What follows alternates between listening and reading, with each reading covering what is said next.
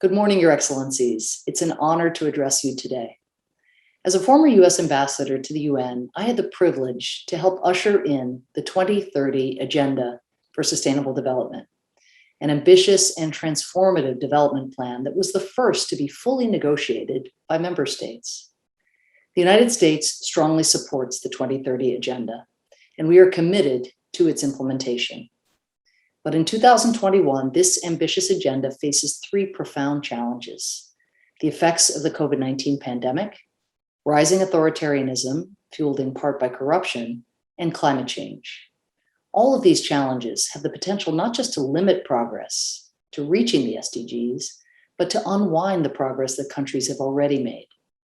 Obviously, the most urgent threat to countries everywhere is COVID-19. President Biden has pledged that the US will be the arsenal of vaccines. He has announced that we will donate 500 million Pfizer vaccines to 92 low and lower middle income countries around the world. These vaccines are in addition to the 80 million doses we have committed and the $2 billion we have donated to COVAX, the multilateral COVID vaccination effort.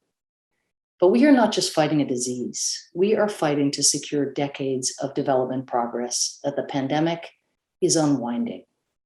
As you well know, COVID-19 has swelled the ranks of the poor, pushing 124 million more people into poverty and hunger, and leading to the first global rise in extreme poverty in nearly 30 years.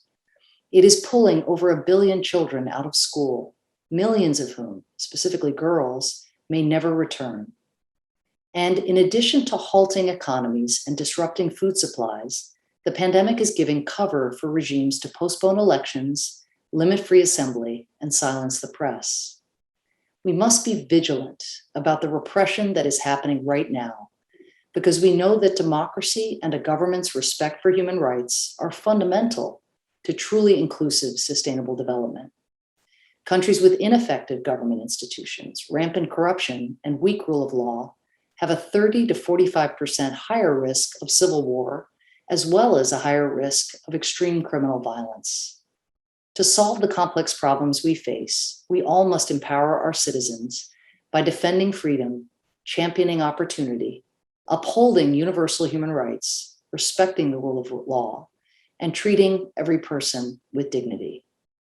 When I say all, I mean all of us. The United States does not claim to be perfect. At home, we are taking steps with humility to address the inequities and injustices in our own democracy. We do so openly for people around the world to see, even when it's painful, knowing that we will emerge stronger for having done so. At the same time, upholding democratic values and defending democratic institutions must go hand in hand with battling corruption. Corruption isn't just a threat to the pocketbooks of ordinary citizens. Corruption limits economic growth, it chokes off investment, it extinguishes trust in public institutions, it robs public and private resources, and at its worst, it props up authoritarians and human rights abusers. That's why President Biden recently designated the fight against corruption as a core US national security interest, becoming the first president ever to do so.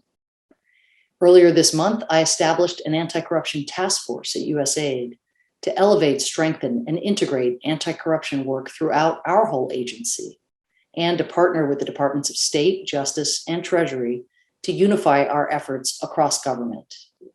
Beyond COVID-19 and corruption, the climate crisis represents an existential threat to the security and prosperity of communities in the United States and all around the world.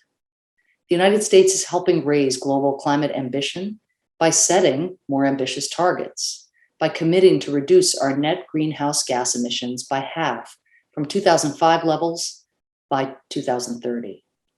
The coming decade is going to be decisive.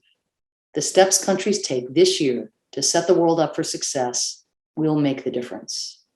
To keep the vital goal of limiting warming to 1.5 degrees Celsius within reach, President Biden has committed to robust climate action that creates good jobs, fosters opportunity and markets for American goods and services, and builds a cleaner and more prosperous future. But addressing the climate crisis isn't just an imperative, it's an opportunity. It's an opportunity to speed the economic recovery from COVID-19, to create millions of good-paying jobs, and to promote our resilience to a changing climate. It is an opportunity to, in short, build back better. We look forward to working with member states under the United Kingdom's leadership at COP26 in Glasgow later this year to realize this vision of a better world together. This emphasis on multilateral cooperation is critical. Our development challenges are shared challenges. They go beyond the ability of any one nation to solve. We built together the multilateral system in part to solve big, complex problems like these.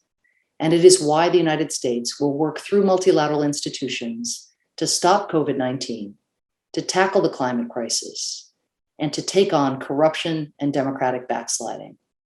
Together, we must translate the bold promise of this historic consensus for sustainable development into better lives for people everywhere.